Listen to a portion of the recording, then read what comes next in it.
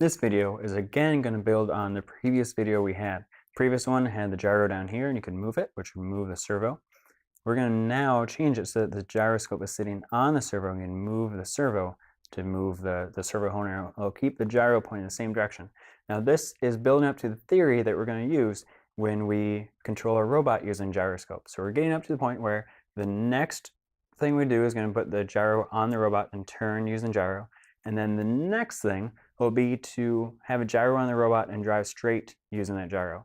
So this is really building into that theory. Before we were figuring out how gyros work, now we're building into that theory of getting to that target position with the gyro.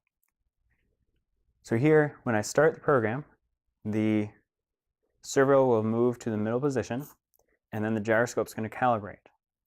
After the gyroscope is done calibrating, then it will go into the loop and it is going to keep the gyro facing that direction. So if I move the servo base, the gyro is going to face in that way. Probably one of my favorite demos right here. So as the gyro data feeds back to the robot, imagine over on this way is positive on the gyro, and the servo is the same, 0 here, 255 over here, so positive to the left. So if the gyro value is positive, like there it was, then it's taking the servo position and it's going to decrease the servo position or decrement the servo position. If the gyro value is negative, then it's going to increase the servo position.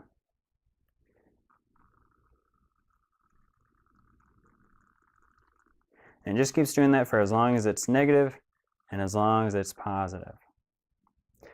There are fail-safes in there to make sure the servo doesn't go beyond its 0 to 255 range. You can see that I can put it there and it won't go beyond that and bounce back.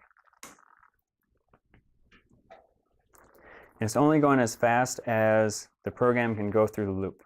So every time the program goes through its loop, it's adding 1 to the servo value as long as the gyro is on one side or the other. There are ways to speed this up. We could say, well, if I'm way out here, then add more than 1.